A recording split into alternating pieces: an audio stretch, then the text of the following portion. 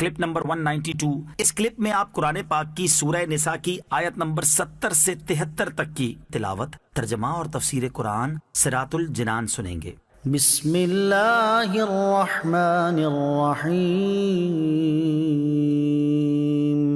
ترجمہ، اللہ کے نام سے شروع جو نہایت مہربان رحمت والا ہے۔ ذالک الفضل من اللہ وَكَفَى بِاللَّهِ عَلِيمًا۔ ترجمہ، یہ اللہ کا فضل ہے اور اللہ جاننے والا کافی ہے۔ ذَلِكَ الْفَضْلُ مِنَ اللَّهِ، یہ اللہ کا فضل ہے۔ معلوم ہوا کہ جنت میں حضور انور علیہ الصلوۃ والسلام کا قرب جنت کی بہت بڑی نعمت ہوگی، کیونکہ اللہ عز و جل نے اسے بطور خاص فضیلت میں شمار فرمایا اور اسے اپنا فضل قرار دیا ہے۔ یا ایہا الذین آمنوا خذوا حذرکم فانفروا ثبات او انفروا جمیعا۔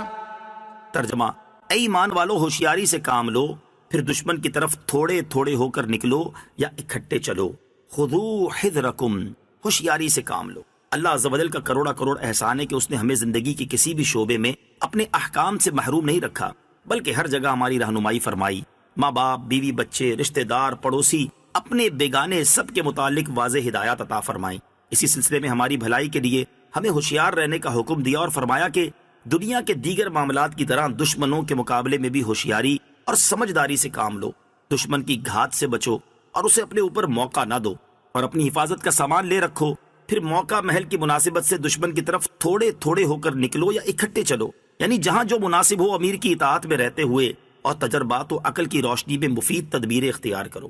یہ آیت مبارکہ جنگی تیاریوں، جنگی چالوں، دشمنوں کی حربی طاقت کے اندازے لگانے، معلومات رکھنے، ان کے مقابلے میں بھرپور تیاری اور بہترین جنگی حکمت عملی کے جملہ اصولوں میں رہنمائی کرتی ہے۔ اس سے یہ بھی معلوم ہوا کہ اسباب کا اختیار کرنا بھی نہایت اہم ہے۔ بغیر اسباب لڑنا مرنے کے مترادف ہے۔ توکل ترک اسباب کا نام نہیں، بلکہ اسباب اختیار کر کے امیدیں اللہ عز و جل سے وابستہ کرنے کا نام ہے۔ جنگی تیاریوں سے متعلق ہدایات۔ جنگی تیاری کے لیے حضور پرنور علیہ الصلوۃ والسلام اور صحابہ کرام کی ہدایات ملاحظہ فرمائیں۔ نمبر 1، حضرت عقبہ بن عامر رضی اللہ تعالیٰ عنہ سے روایت ہے، تاجدار رسالت صلی اللہ تعالیٰ علیہ وسلم نے اس آیت وَأَعِدُّوا لَهُم مَّا اسْتَطَعْتُم مِّن قُوَّةٍ، اور ان کے لیے تیار رکھو جو قوت تم سے بن پڑے، کی تفسیر میں فرمایا خبردار وہ قوت تیر اندازی ہے، خبردار وہ قوت تیر اندازی ہے، خبردار وہ قوت تیر اندازی ہے۔ نمبر 2، نسائی شریف کی حدیث، حضرت انس رضی اللہ تعالیٰ عنہ سے روایت ہے، حضور اقدس صلی اللہ تعالیٰ علیہ وسلم نے ارشاد فرمایا، مشرکین سے اپنے مال، ہاتھ اور زبان سے جہاد کرو، یعنی دین حق کی اشاعت میں ہر قسم کی قربانی کے لیے تیار ہو جاؤ۔ نمبر 3، حضرت عقبہ بن عامر رضی اللہ تعالیٰ عنہ سے روایت ہے کہ سرور کائنات صلی اللہ تعالیٰ علیہ وسلم نے ارشاد فرمایا، بے شک اللہ تعالیٰ ایک تیر کے بدلے 3 افراد کو جنت میں داخل فرمائے گا۔ نمبر 1، ثواب کی نیت سے تیر بنانے والے کو، نمبر 2، تیر پھینکنے والے کو، نمبر 3، تیر پکڑوانے والے کو۔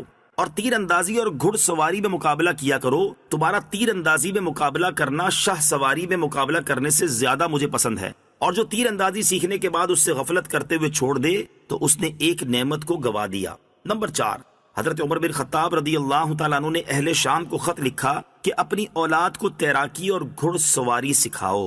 وَإِنَّ مِنكُمْ لَمَن لَّيُبَطِّئَنَّ فَإِنْ أَصَابَتْكُم مُّصِيبَةٌ قَالَ قَدْ أَنْعَمَ اللَّهُ عَلَيَّ إِذْ لَمْ أَكُن مَّعَهُمْ شَهِيدًا وَلَئِنْ أَصَابَكُمْ فَضْلٌ مِّنَ اللَّهِ لَيَقُولَنَّ كَأَن لَّمْ تَكُن بَيْنَكُمْ وَبَيْنَهُ مَوَدَّةٌ لَيَقُولَنَّ كَأَن لَّمْ تَكُن بَيْنَكُمْ وَبَيْنَهُ مَوَدَّةٌ يَا لَيْتَنِي كُنتُ مَعَهُمْ فَأَفُوزَ فَوْزًا عَظِيمًا۔ ترجمہ، اور تم میں کچھ لوگ ایسے ہیں جو ضرور دیر لگائیں گے، پھر اگر تم پر کوئی مصیبت آ پڑے تو دیر لگانے والا کہے گا، بے شک اللہ نے مجھ پر بڑا احسان کیا کہ میں ان کے ساتھ موجود نہ تھا۔ اور اگر تمہیں اللہ کی طرف سے فضل ملے تو تکلیف پہنچنے والی صورت میں تو گویا تمہارے اور اس کے درمیان کوئی دوستی ہی نہ تھی۔ جبکہ اب ضرور کہے گا اے کاش میں بھی ان کے ساتھ ہوتا تو بڑی کامیابی حاصل کر لیتا۔ وَإِنَّ مِنْكُمْ لَمَن لَّيُبَطِّئَنَّ، اور تم میں جو کچھ ایسے ہیں جو ضرور دیر لگائیں گے۔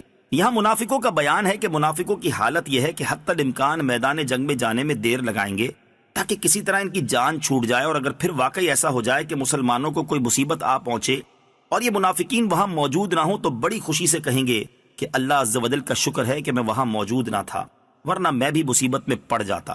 اور اگر اس کی جگہ مسلمانوں پر اللہ عز و جل کا خصوصی فضل ہو جائے کہ انہیں فتح حاصل ہو جائے اور مال غنیمت مل جائے تو پھر وہی تکلیف کے وقت اجنبی اور بیگانے بن گئے تھے، اب کہیں گے کہ اے کاش کہ ہم بھی ان کے ساتھ ہوتے تو ہمیں بھی کچھ مال مل جاتا۔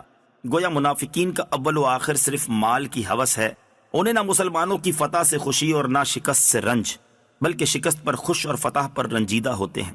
خود غرضی اور مفاد پرستی کی مذمت۔ اس سے یہ بھی معلوم ہوا کہ خود غرضی، موقع شناسی، مفاد پرستی اور مال کی ہوس منافقوں کا طریقہ ہے۔ دنیا میں وہ شخص کبھی کامیاب نہیں ہوتا جو تکلیف کے موقع پر تو کسی کا ساتھ نہ دے لیکن اپنے مفاد کے موقع پر آگے آگے ہوتا پھرے۔